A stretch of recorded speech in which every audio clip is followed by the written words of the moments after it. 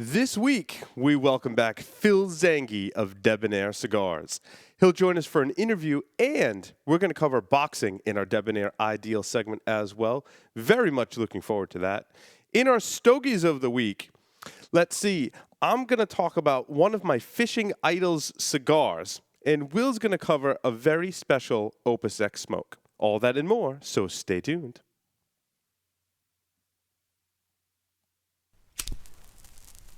Broadcasting live from G-Unit Studios in Rhode Island, it's the show where cigars burn slow, ashes fall fast, and cocktails flow steady. It's the Stogie Geeks Show.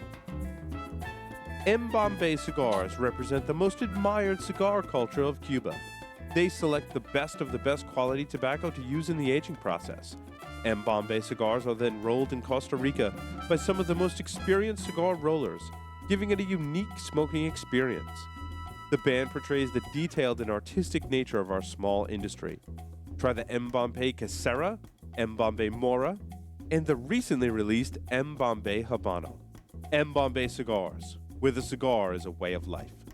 Every new blend borrows from the past, and the Saga Blend No. 7, it is the perfect combination of timeless knowledge of traditional tobaccos and the newer balance that today's cigar enthusiasts come to expect and love in a fine cigar.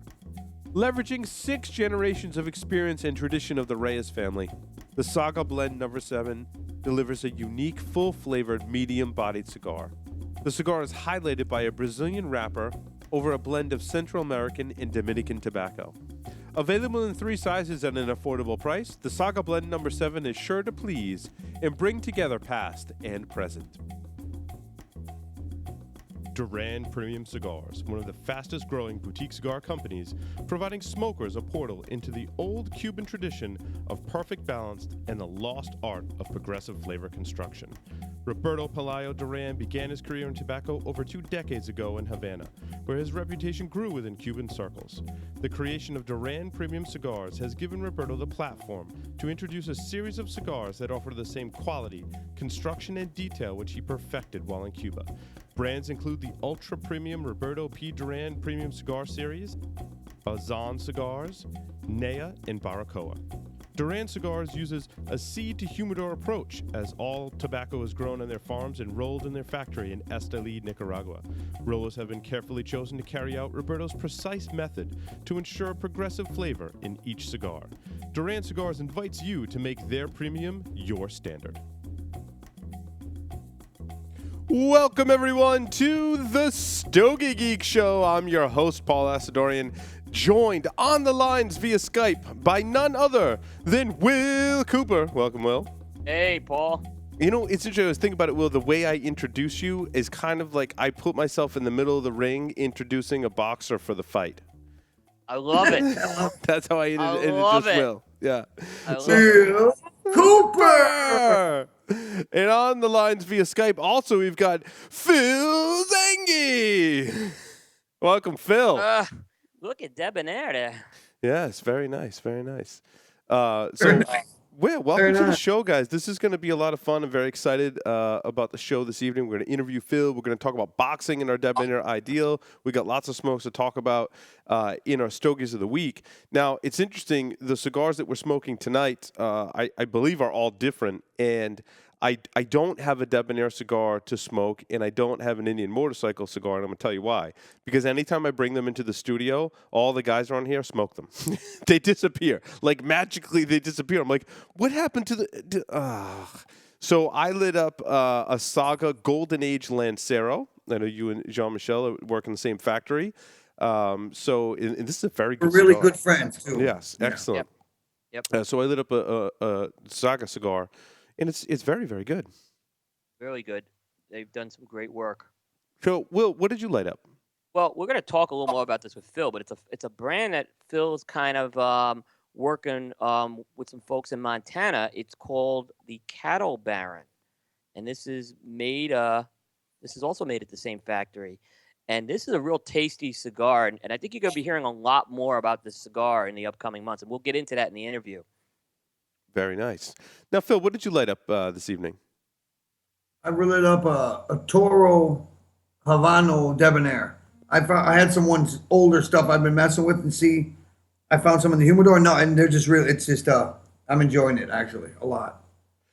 Yeah, like a lot of the finer things in life, Phil, your cigars tend to get better with age. Big Pete's here in the studio and gave me a Yeah. band that had August 2012 from, I believe, a Robusto size that he's smoking, and he's in heaven over there. He'll be very quiet smoking his cigar because he's enjoying it very much. So, and I love the fact that the date that it was boxed, correct, is on the back of the band. Exactly. Yeah, that's really cool. So, Phil, what's been going on in your world recently? I guess I want to start talking about this new project that you got with the meat people in Montana. I have friends that live in Montana, man. They are serious about their meat. Yeah, very. The guy's named Brian Moussard. The chances are, if you eat Angus beef, it either comes from the bulls he provides, or the cows he feeds, or the actual, the calves and stuff that he breeds. He's like a real deal cowboy. He's a real he's like a movie character. He's a great guy. I met him through my partner Danny Sinclair because my partner Danny does Wagyu beef, Mm-hmm. and they met because we make the Debonaire rum, and he also makes a vodka called Gorgeous Vodka. It's a potato based, gluten free, all that stuff. And they met, and then he wanted to do a cigar, and he had said that his stepdaughter had met another cigar manufacturer. And my partner goes, no, no, no, I think you need to talk to my partner, Phil. So we were talking, and I was doing a fight on Showtime with the guy Ivan Redkach that we sponsor. We were sponsoring heavy then. And I just talked to him and I liked him. And then he flew down to the DR and we made up a couple blends, like 4 blends. And the first one he smoked, that's the one he picked. And I'm like, well, I was kind of holding that one for myself. And he's like, no, that's the one I want. So it always happens that way. So then it's just weird. Well, that's so good. then, I mean, it shows he's got a good palate too, though. He really does. He was smoking all across the board. He was smoking from Ashton's for some JD stuff, the dirt, and he was smoking all kinds of stuff. And he goes, I'm looking for something with some full flavor, some strength and some balance. And just he kind of said the right words, and he sounded educated enough that it wasn't just just somebody who wanted a cigar to slap a band on. He wanted to develop a brand. And I said, you know what? I got some big stuff coming up, and I knew what was coming up with the Drew Estates thing coming up and all that, but no one knew. And I'm like, look, I'm not going to have much time, but I like you and everything. And then he came to RTDA, he came and visited and everything. And then he invited me to come out to Montana. And like he came and qualified me. I went out there and qualified him. And we got along famously. And as in my years in Central America, I rode horses all the time. I was around a lot of cattle. And it was probably the most beautiful place I've ever seen in my life in his ranches and stuff. To make a long story short, we get along great. I said, okay. We put the stuff together. We made the production, some unique stuff called the Trail Boss, the Cowboy. There's 2 other names: the Trail Boss, Cowboy, Stockyard, and Bulls. In the Stockyard and the Bulls, right? And I think it was 2 weeks ago, I was in San Diego with the National Cattlemen's Association, and we launched there. And we sponsored, like, yeah, there it is there. You got it. And we sponsored with Bayer Aspirin, the Bayer pharmaceutical, like the animal medicine people, the aspirin people, but they do all kinds of stuff. And it was kind of ironic that was a tobacco with a Bayer Aspirin, a pharmaceutical band on it. And it was just, it was great. We did great. It was really well accepted. It was great. And then now I'm just trying to place him in some key accounts that people I know, like my, Debonaire Idealist, actually, the guys that are original, Debonaire founders or founding vendors and all that. I think we'll get some traction. Mostly we're going to concentrate on the rodeo world and the cattle world. And that's like, they have their own following. They're their own people, they stick by each other. They're real loyal to each other. And we were making a good product. So I think, and a lot of them smoke. I mean, a lot of them after a long day on the range, I mean, it sounds corny, but they go back home, they eat a steak, and they smoke a cigar, Real Americana. I saw some pictures of you, Phil, when you were out there. Did you get a cowboy hat and cowboy boots while you were out there? I have my wingtip boots that I wear, but I had they gave me a cowboy hat and like a jacket and everything. It was pretty awesome, actually. Nice. Yeah, I mean, Phil, we were talking before the show. The artwork on this band is some really nice artwork. don't know if I could get it out of front. Yeah, he said he wanted me to help develop it and everything, and I said, I tend to, stay towards the early Americana of turn of the century kind of style, and I thought that really I envisioned that to look like the old saloon with that burgundy and the golds and like the old Tombstone or the old Oriental Casino which Wyatt Earp had, that kind of look. And I think we kind of grasp it. You got the old like Frederick Remington, Zane Grey, Louis L'Amour kind of book cover look on the cattle drive kind of picture and all that. And I think we grasped it. I think we kind of captured that. Yeah, the boxes, I held up the box before. It kind of looks like something I would say, Ulysses S. Grant would have had if he was traveling out west. It's just got a real Americana look to that thing. It's a beautiful box here. It's silk screened and laser etched on top. And then if you see the inside lid cover, it's the story of how we got together, and it's signed by all the partners. It's kind of like a stock certificate or like a certificate of authenticity that they give for cattle, And it's in the sepia, and I think it came out good. And it's kind of like the Western Debonaire, Yeah. It's like Debonaire the Western. That's awesome. That's it. So, Phil, tell me a little bit about the blend. Like, how does it differ from some of the other things that you have on the market? It's in the same kind of wheelhouse. I mean, we're using some different seed strains, Habano from the Dominican, and then we're using some different seed strains of Nicaraguan. Of course, I use a San Vicente binder on there, which I swear by. Then we used a Habano wrapper from Nicaragua, but not Havana 2000. It's just a Havana. It's a Havana 99. Mm-hmm. And it's just a good stick all around, And is it does it just come in that one wrapper? For now, yeah. We'll go to Maduro eventually, but we're going to stick with that one. It's only 4 sizes, real simple placement. We're going to target, in the Texas and Oklahoma and the cattle, prevalent states, the cowboy states, and then we're going to do the National Bull Rider Association. Once we start getting some traction, I think we're going to try to sponsor some rodeo riders, some bull riders and stuff like that. Get them on their vests and on their hats and stuff when they're riding those bulls. And then also we're going to have the guys who do I do the Debonaire Man of the Year stuff, and I do like the Debonaire Ideal Society. What we're going to do with that kind of is if you sell a certain amount of cigars in a store in a month, we're going to send you some freeze-dried steaks from his ranch. And if you sell a certain amount of cigars during the year, if you represent the cattle baron, we're going to get a Shiloh Sharps rifle that's made in Montana territory and give it to the owner of the store and stuff like that. Some cool stuff, some really cool stuff. So what are the 4 sizes that it comes in, Phil? The 50, I don't remember them offhand, actually. It's a I got him here. I got him here if you need Cigar it. Encyclopedia's got them. Go ahead, Will. Cowboy, 4.5 by 44. Stockyard, which I'm smoking, the 5 by 52. The Right. Bulls, the 4.5 by 58. And the Trail Boys, 6 by 54. Sweet. And really, go ahead, Will. Really well priced, Phil, too. I mean, we talked about it's very well priced, but you're getting a true premium cigar with it. This is a lot of people are going to be real impressed with this cigar.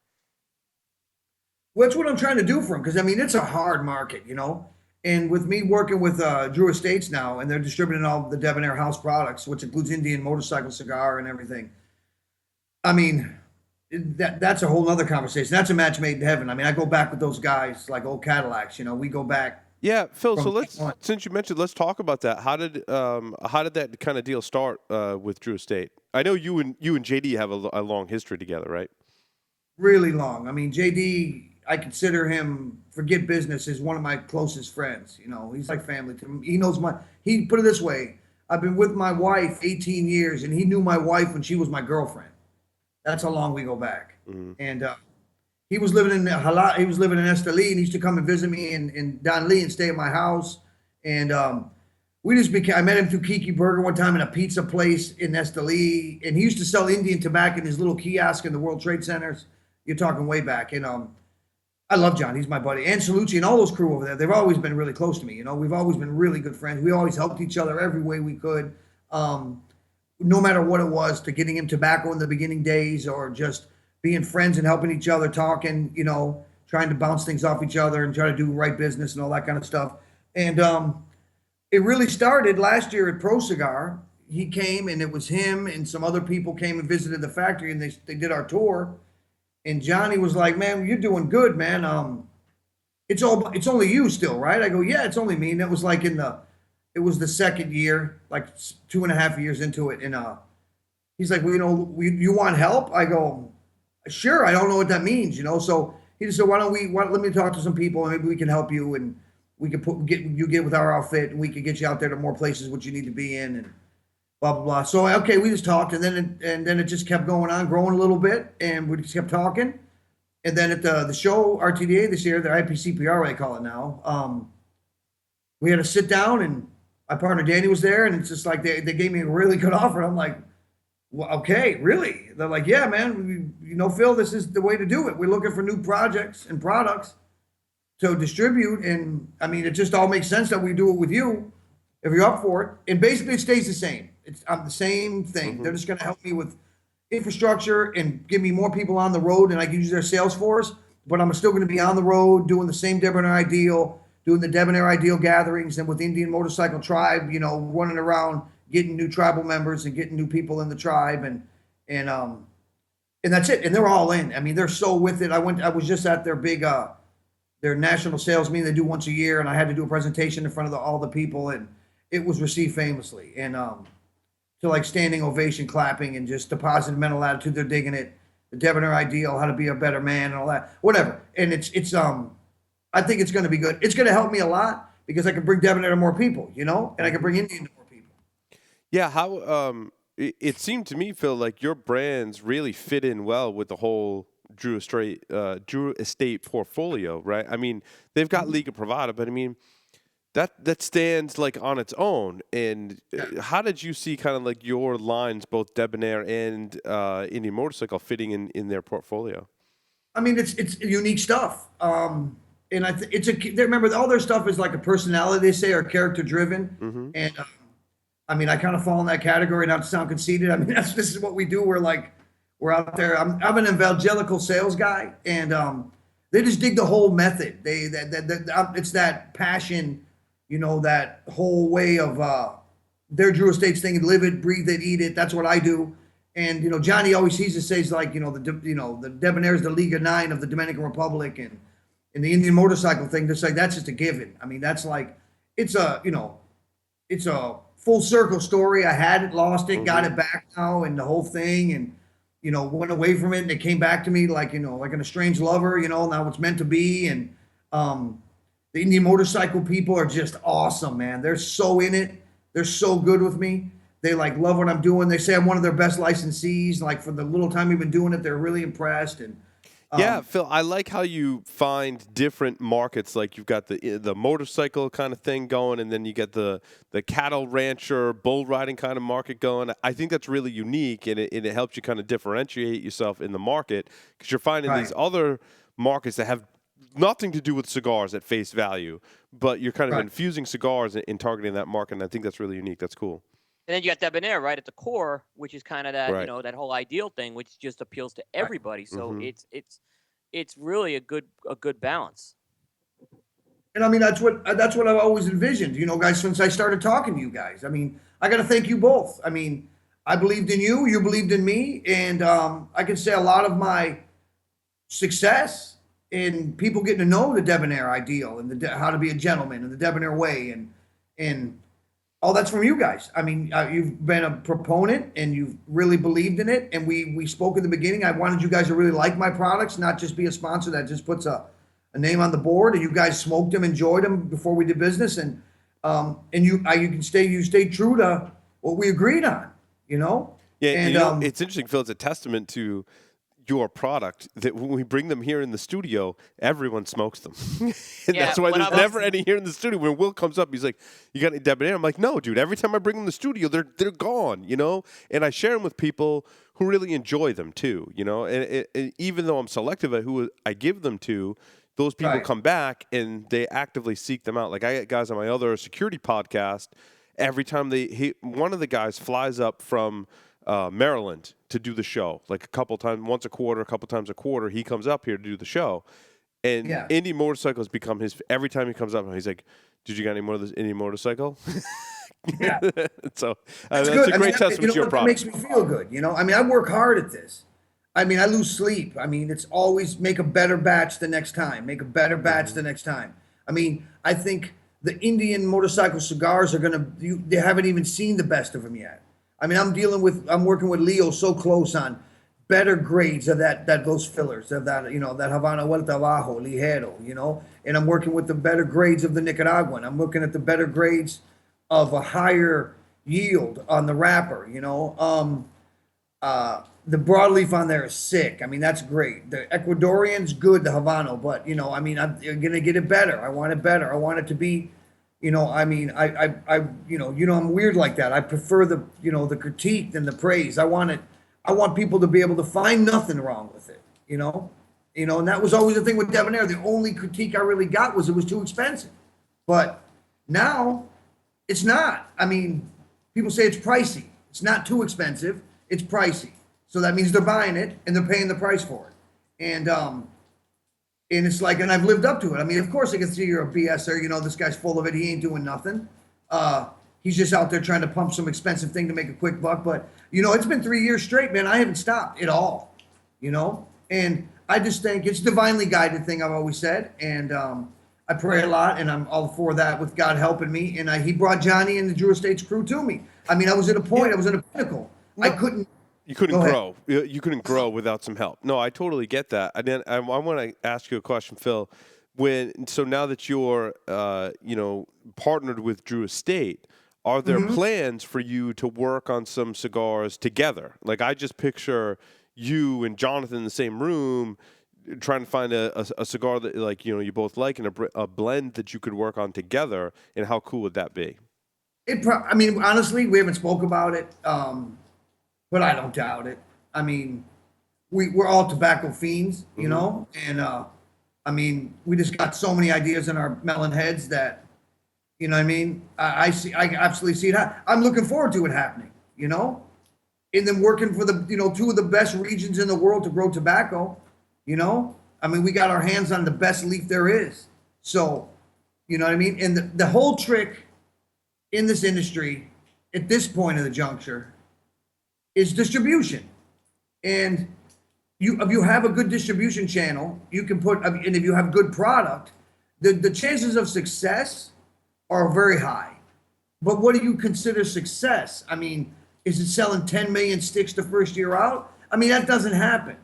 I mean, you might have flash in the pan, some of these guys that do some great stuff that are marketing geniuses, but the majority of them, the 99 percentile, don't do it. It's hard work. It's getting out there. And I mean, I bought into my own BS. I said, you know what, I'm going to have to do it myself. And I had a family meeting with my wife and my sons and my daughter and everything, and said, guys, we're going to either do this 100% or Dad's not going to do it. And they're like, well, we understand that it's going to be like this. And I mean, I'm trying to build a legacy for my boys. I'm trying to build, a real something that goes down. The Debonaire medallion will live on. And it's just going. We got people putting them on their cars now as hood ornaments. I saw that yesterday. I saw that. Yeah. I mean, that's something. That's something crazy, man. I mean, that's a flatter. You know what I mean? That's flattering. I mean, I've had people come up to me and say, "Hey, I mean, yeah, my dad used to smoke the Debonaire. I mean, it's only been around 3 years." Yeah. I'm almost like, you know what? I mean, it looks old. It looks like it's been around. It looks authentic. That's the whole authenticity thing. And then from authenticity, and tenaciousness equals longevity, So I'm just, the positive thinker sees the invisible, feels the intangible, and achieves the impossible. And that's what I'm just trying to portray with Debonaire, and it's taken off, the prayers for the day, the positive thoughts. I mean, people, it takes a while, but people catch up to it and they see that it's not a ploy or a game. I'm trying to do something. I'm trying to use cigars as a catalyst to bring positivity back and, accurate thinking and, define purpose to people. And with a cigar, it's the best time to talk. You can actually have a good conversation when you're smoking a cigar. Yeah. And I think, people outside of the cigar world lose sight of that, and they don't understand that. And you have an administration that's in here today that wants to double taxes on all Yeah. cigars. You've got the FDA that inevitably is going to drive up the cost of cigars. What are your thoughts on, and what are your fears, and how do we combat this with the inevitable, or what some people would see as inevitable, price hike in cigars, and having a cigar that's already in kind of a premium standard? Like, are you concerned about that? Of course. I mean, just got to work harder. That's all. But I mean, there's more than one market. We're concentrating on Asia. Actually, the guy is here today that is our rep in Singapore. I mean, of course, we're just dealing with trying Europe. There's markets all over. India, I've launched in India. I got a great guy that's a partner over there that I buy a lot of leaf from anyway. And he brought Debonaire and he brought Indian motorcycle cigars over there. And they've started to do real well, and we're just growing it. I mean, you're looking at 1 billion something people over there, I mean, if you get 0.5%. Right. They got people got money over there. They're the people that want to live, they live it. Yeah, we were talking to someone last week that was talking about like Abu Dhabi and those kind of places, and It's crazy. I mean, there's some guys. Some of my, like the majority of my production in the first year was sold to private individuals. It wasn't even sold to stores. Mm-hmm. That kind of thing. That kind of private jet owning. Yeah. Will, over to you. Do you have more questions or topics to discuss with Mr. Phil Zanghi? Yeah, so back to the Indian motorcycle. So Phil, it was very interesting when Indian motorcycle launched, because it immediately caught attention in that motorcycle community, because I started seeing some links and things like that, and I would say there was a group that was pumped up, and then there was this skeptical group, and then what I started to see, Phil, is the skeptical group did go and try that cigar, and the feedback on that thing was, no, this is not just a marketing, this is a legit cigar. So I kind of saw that happen, and I think right now, Phil, you're really on the cusp of what Indian can do. I mean, I think you're just really at the beginning of this thing right now. Yeah, it's growth potential. Remember, you got to look at the beauty of it. They're advertising anyway. They're building a giant brand again. It's America's finest first. There's nothing more American than an Indian. So they brought back a trophy trademark that is synonymous with Americana in motorcycling. So the people that are so happy for that to be back, and you give them an affiliated product that has a history too, because I was around the Indian from when trying to bring it back, and for them to accept me back into the tribe and let me do my work, and I'm busting butt to make a real good product, and it's the best compliment I get. It's not a gimmick. This isn't a gimmick brand. This is like a brand, Yeah, and I think like with Drew Estate, it almost seems like a natural fit too. Not that Debonaire isn't, but with Indian Motorcycle, I could really see them kind of taking this and running with it, as their sales force starts to spread the word on this thing. It's going to be crazy. Then when I'm doing Sturgis this year with Indian, and then all the bikes. That was my question about Sturgis, yeah. Yeah, there's Daytona, there's Myrtle Beach, there's Laconia, there's Sturgis, of course. You're talking giant, 1 million people come to it. And what do you think with all the Indian? Now they have like an Indian area that's like gigantic. You get to test ride the bikes. They're bringing out their whole new catalog of motorcycles, their new models, all the new stage 1, stage 2, stage 3 kits for the bikes. It's just great. And it's a trophy. It's just it's like, I'm just ecstatic I got it back, and it's like, this is the time we want it, when the company's really making bikes. They have 162 dealerships and they're growing monthly. It's just crazy. And it's like, they're doing the advertising for me. It's not like they're in every single outlet you want to be in, So it's, it's accolades by association, Yeah. Phil, Go ahead, Phil. Paul. When you were enabling the sales team at Drew Estate, what were some of the areas and what were some of the goals that you wanted to get, Indian Motorcycle and Debonaire? Like, where were the areas you want to expand, and what did you tell the sales team what's the takeaway for them to get people excited about Debonaire and Indian Motorcycle? Oh, the Debonaire ideal, they bought in, they love it, they like the whole ideal of it, and just it's a different take on cigar life. Indian motorcycle, it meets so many different dynamics. It crosses so many, barriers or whatever you want to call it, just different fields. And I mean, they were all for it. I mean, we're trying to place Indian in every place we can. Debonaire is going to be stuck to basically, we're going to keep it. That's like I'm keeping that real tight. That's going to be the DDRP accounts. There's about 300 of those, but any guys that were already Debonaire idealists or that were original guys with me from the beginning, if they're not DDRP, they will be able to still keep Debonaire. We're just trying to build it the super high end for Debonaire and then Indian motorcycles for everyone.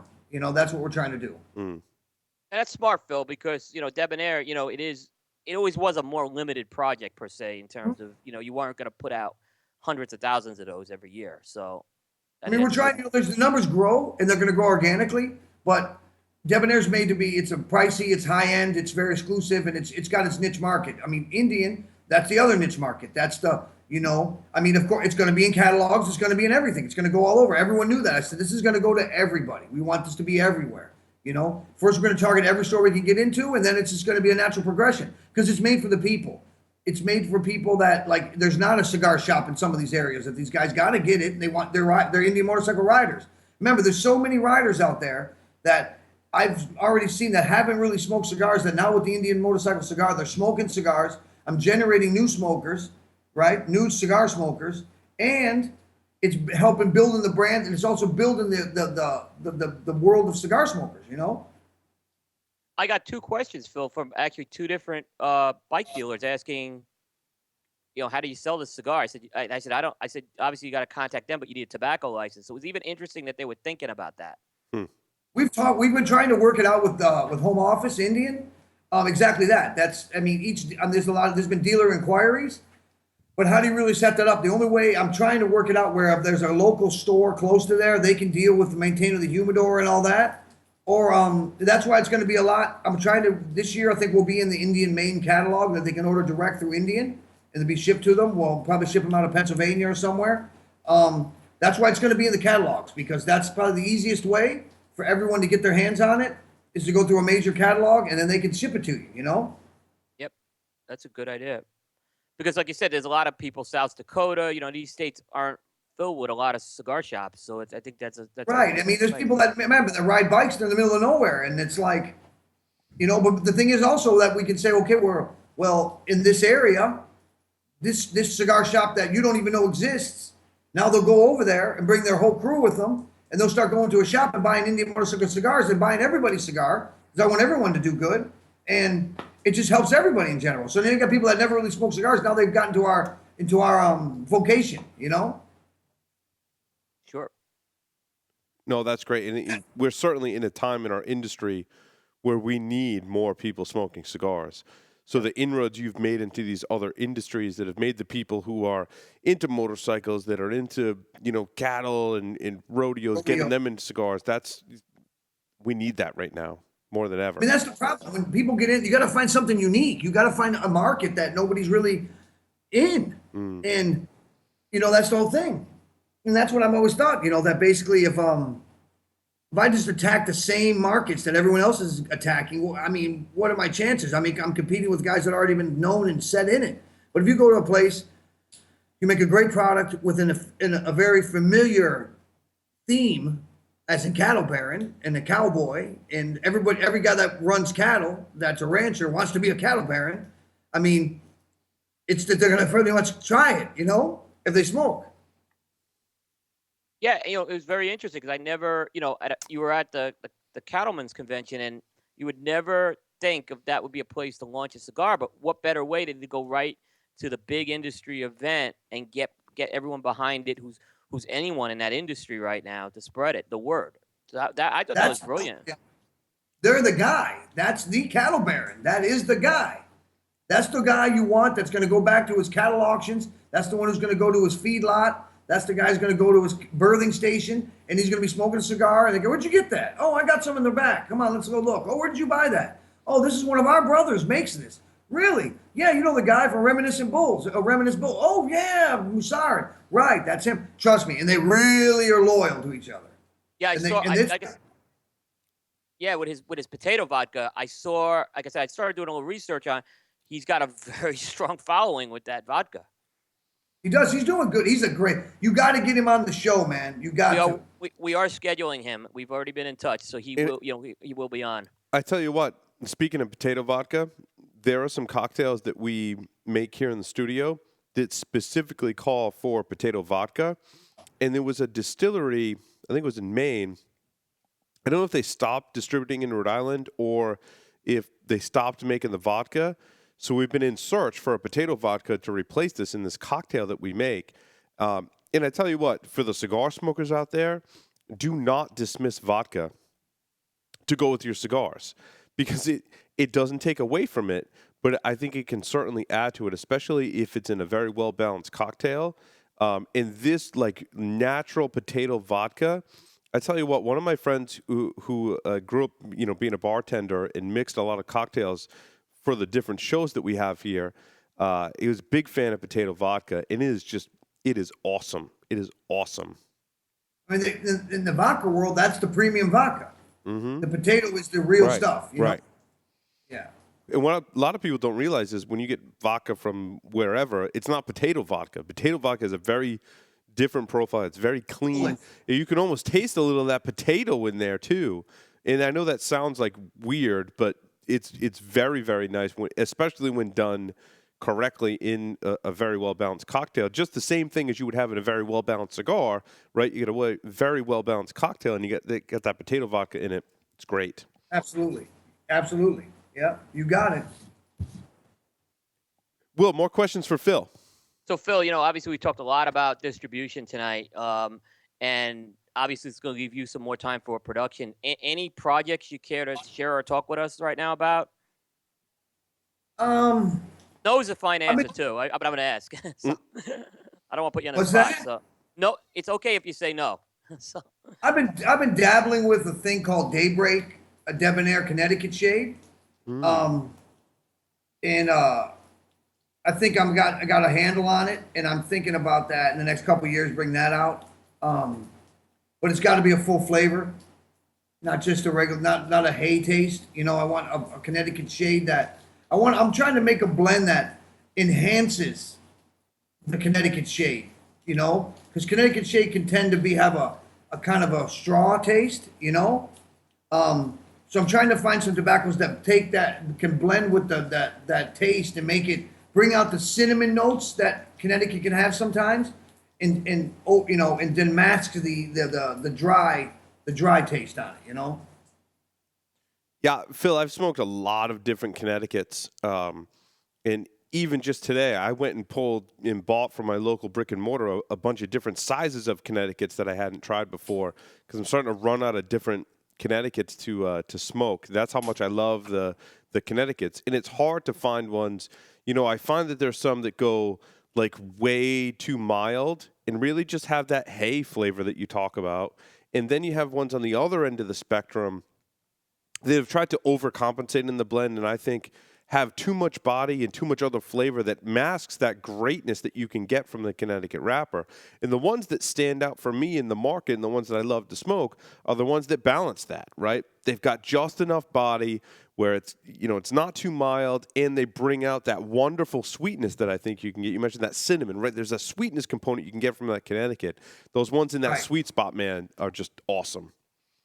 And it's a trick. It's hard. And I mean, I got a whole packaging scheme. I got what you'll see coming with Debonaire is I hired another artist to do all the inside lids, so the story's going to continue. Mm-hmm. So the next production, I'll have a new inside lid. It's going to be him at Debonaire Man now has come back from the docks, and he's at the barns now delivering tobacco, and you can see him. It's pretty interesting. And then there's about 6 or 7 more segments that I'm having drawn up that it's going to continually, after every couple of years, the inside lid's going to change, so the story continues. I like that. And it's interesting with the Connecticut specifically. I find that sizes are all over the map. When you go to anyone's different line, like there are some Connecticut's, man, they're awesome in the 60. There are other Connecticut's like Paul Joyal Silk. It's awesome in the Lancero, right? And then there are other ones that are great in the Robusto or a Corona. So it just tends to be all over the map on the size. Yeah, I'm playing with it. I got the core sizes, and I'm just playing with it, you know. Yeah, there wasn't a question. There's just an observation. There's a lot of different size Connecticut's, and some smoke better Great. than others in different brands. So I'm very much looking Yeah. forward to what you come up with in Connecticut, Phil. You Certainly, guys will get them. You know, you'll be one of the first to get them. that'd be awesome. That'd That'd be be awesome. awesome. Yep. It's hot. It's hot in my house, man. It's hot down here in the DR. That's good. It got a little cold up here in the Northeast, so I can't wait for spring, man. We had No doubt. some really cold weather up here in the Northeast. I saw that. It's crazy. You know, Negative but, 29 with the wind chill. It was insane. Not time you want to be smoking your Connecticut or Cameroon wrap cigars, right? No, not really. I'll be seeing you guys soon, though. I got a June tour planned Nice. in the Northeast. Good time to come up Big to the time. Northeast. Yeah, June's Yeah, beautiful. Yeah. That'd be good. Yeah, just got to Excellent. get everything lined up. Yeah. But no, what else? What else you guys thinking? I have another set of questions for you, Phil. Okay. Will run interference while I bring these up. I just thought All right, of it. I'll ask you one more. Yeah, because yeah. We get this one a lot, Phil. The Debonaire 33rds, are they done? Are they still available? They're still available. I've kind of held them back as I love them so much. And, you know, I'm really weird with my limited editions. I mean, they're super limited. So, I mean, the Solomons, I kept a big amount of them and didn't sell them. I thought they were great work, and I just wanted them around, you know. Periodically to smoke or give away, or some guys run out and say, "Hey, do you have any more?" Some of my core guys, the original guys that really believed in me in the beginning. The 33rds, they if I push them, they move fast. Put it that way. I mean, I'm not saying because you're on the show, because I've said it many times. That is the best A-size cigar made. Period. It is. A cigar is not easy to nail, and from the first draw to and I can nub those things. I'm telling you, that's a very, very special A cigar. I love it. It's sweet, right? It's just no bitterness, no. Yeah, it's smooth and balanced throughout the whole cigar, which Will saying is tough in a big cigar like that. It's very tough because sometimes they run out of gas, about 2/3 of the way through, and that's not the case with this thing. It just the combustion is fantastic, and the flavors just keep coming. It's just the flavors just keep coming, and it's You guys have had them since the inception, you know? Yeah. Absolutely. I had one put away that was older, and I can tell you the age is going to do even more on that thing. And I know that you guys talk about that and retail. That age is so crucial, man. It is. It is so crucial. I can see it so much now that, I've always believed in it, and it's just letting them rest. It's letting that wrapper and binder humidity that was from production bleed into the center and bleed back out through the foot, and then let it transmute into the oils themselves mixed together. And we talk about that all the time. What's the real sweet spot for cigars? Each size is different. 3 months one, 4 months the other, 4.5 months on one, 6 months, 7 months on another. And you see, it's at 6 months and almost 7, and it's not right. Then you go forget about it. And you go take it at 7 months and 10 days, and it's like, wow, what a difference. Yeah, and I agree, and that's what makes it really is it creates another debonair ideal when you're having these cigars, and you could have now these types of discussions. Hey, I smoked that Robusto. How did it age versus that Toro? And we have a lot of fun doing that, but it's not just us. It's just I go into the cigar stores, and these conversations start as well. So I find that's a real fun part of what we do. It is. Everything we do is fun. And yes, the FDA is going back to that. It's frightening and all this stuff. But people are going to still smoke.